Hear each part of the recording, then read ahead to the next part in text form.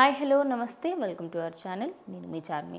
Present I మూవీకి సంబంధించి అటు నారా ఫ్యామిలీకి సంబంధించి అని చెప్పుకోవచ్చు. అంటే జూనియర్ ఎన్టీఆర్ బావమరిది అయినటువంటి లక్ష్మీ ప్రసన్న వాళ్ళ తమ్ముడైనటువంటి నితిన్ అయితే ఆయన ఇంకో సినిమాతో మన ముందుకైతే రాబోతున్నారు. ముందు కూడా మ్యాడ్ మూవీతో ఆయన అటు మంచి హిట్ని సంపాదించాడని చెప్పుకోవచ్చు. అయితే ప్రజెంట్ బన్నీవాస్ మూవీ డైరెక్షన్లో వస్తున్న ఐ మూవీకి సంబంధించి అయితే ఒక ప్రెస్ మీట్లో ప్రీ రిలీజ్ ఈవెంట్కి సంబంధించి అలాగే ఒక ప్రెస్ మీట్లో బన్నీవాసుకి కల్కి 2898 ఏడీ గురించి అలాగే ఆయన రాజకీయాలలో ఎందుకు టీడీపీకి సపోర్ట్ చేయలేదు అనే ఒక క్వశ్చన్ అడగడంతో దానికి సంబంధించి ఆయన రిప్లై ఇవ్వడం జరిగింది.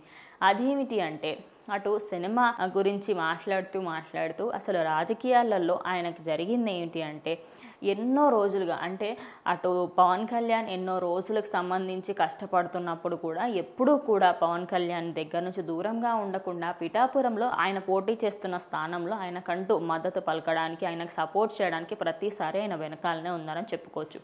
అయితే అల్లు అరవింద్ వెళ్ళి పవన్ కళ్యాణ్కి బన్నీవాస్కి ఒక ఏరియాలో ఒక సీట్కి సంబంధించి అలాగే ఒక నియోజకవర్గంకి సంబంధించి కానీ ఆయన ఒక ఎమ్మెల్యేగా ఏదో ఒక ప్లేస్లో నిలబెడతారేమో అనే ఉద్దేశంతో అంతగానం వర్క్ చేశారు బన్నీవాసు. అయితే ఎట్ ద ఎండ్ అంటే ఇంకా నాయకుల్ని చూస్ చేసుకోవాల్సిన టైంలో బన్నీవాసుని చూస్ చేసుకోకపోవడంతో ప్రతి ఒక్కరికి కూడా అదొక విధంగా బ్యాడ్ న్యూస్ అని చెప్పొచ్చు. అయితే బన్నీవాసుని కూడా సెలెక్ట్ చేసుకోకపోవడంతో అటు బన్నీవాసు కూడా వైఎస్ఆర్సీపీకి సంబంధించి సపోర్ట్ చేస్తూ మాట్లాడడం జరిగింది. అయితే ఎప్పుడైతే ఎన్నికలలో గెలవడం జరిగిందో దాని తర్వాత మళ్ళీ నార్మల్గా అసలు పెద్దగా ఏమీ రియాక్షన్ అనేది లేదు.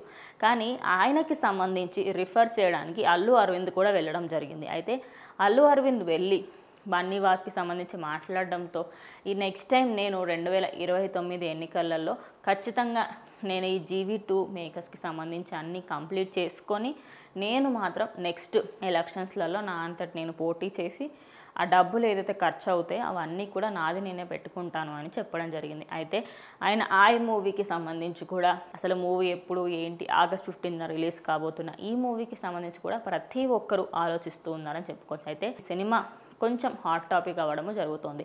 మరి మొత్తంగా చూసుకుంటే బన్నీవాసు చెప్పిన కొన్ని మాటలు ప్రజెంట్ కాంట్రవర్సీకి దారితీసాయి అనుకోవచ్చు. మరి దీనిపైన మీ అభిప్రాయం ఏంటనేది కమెంట్ చేయండి.